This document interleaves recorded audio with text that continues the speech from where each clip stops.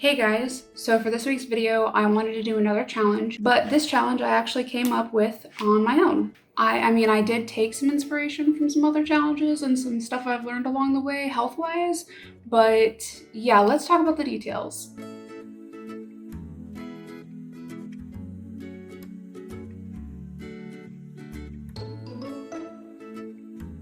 Okay, so the foundation of this challenge is actually based off of something called the wellness wheel, which is a different way of looking at your overall wellness. So the wellness wheel is comprised of 8 dimensions of wellness, and these 8 dimensions can also be called spokes. So you have 8 spokes of the wheel. Each spoke is just as important as the last spoke. So the 8 spokes of the wellness wheel are emotional wellness, which involves maintaining healthy coping skills and healthy relationships, physical wellness, which includes things like diet, sleep, exercise, and basic nutrition, spiritual wellness, working on having a healthy sense of purpose and meaning in life, environmental wellness, supporting your well-being by maintaining a healthy environment around yourself, social wellness, which is the ability to form and maintain a healthy support system as well as healthy connections and a healthy sense of belonging, intellectual wellness, which is expanding your skills and knowledge and recognizing and cultivating creativity, occupational wellness, which is deriving enrichment and personal satisfaction from work, and finally, financial wellness, which is being satisfied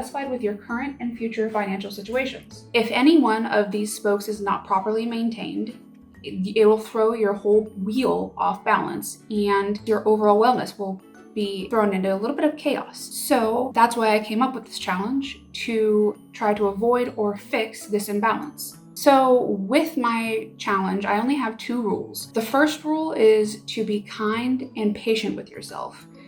I know with other challenges, like especially the 75 hard challenge, there is no room for patience or self-kindness. As soon as you mess up, you have to punish yourself by starting from day 1. And I feel like that's really unhealthy. To combat that, that's why I made this first rule what it is. Because the thing is, you will mess up along the way, and that is okay. When you fall, pick yourself back up and try again. Beating yourself up will only hold you back. You don't have to start over from day 1, just continue where you left off. The second rule is to only add 1 habit per week, excluding the last 2 weeks.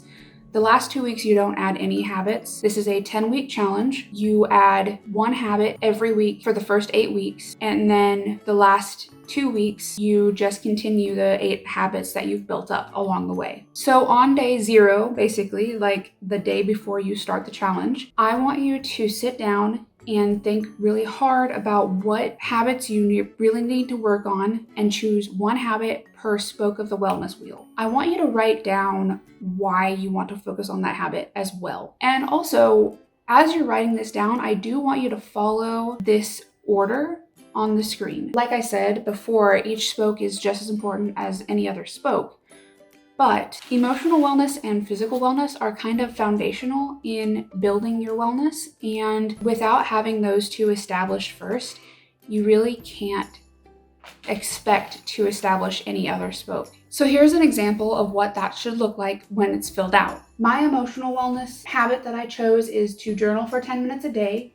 And the reason I chose it is because I want to build a better relationship with myself. So I'm going to work on things like practicing gratitude via journaling, maybe even dream journaling occasionally, and I want to start processing my thoughts better, so I'm going to journal those as well. And I also want to do a daily review journal, just to go over how my day went. Physical wellness is my next habit category, and the habit I chose for that category is to exercise every other day for 30 minutes at a time, because I want to get stronger. The third category is spiritual wellness, and that habit for that category is meditating 10 minutes a day because I want to be more connected to the energies around me. Environmental wellness is next, and that habit for that category is cleaning 15 or more minutes every day because, to be honest, a cleaner home equals a healthier environment and a happier Quinn. My next wellness category is social wellness, and the habit for that category is to spend at least 1 hour relaxing and having fun with friends every day, because I want to be more connected to the energies around me. Environmental wellness is next, and that habit for that category is cleaning 15 or more minutes every day because, to be honest, a cleaner home equals a healthier environment and a happier Quinn. My next wellness category is social wellness, and the habit for that category is to spend at least 1 hour relaxing and having fun with friends every day, because my friends are my support system and sometimes I need help remembering to relax. Next is intellectual wellness, where I'm going to study French for 15 or more minutes a day because I want to learn French and hopefully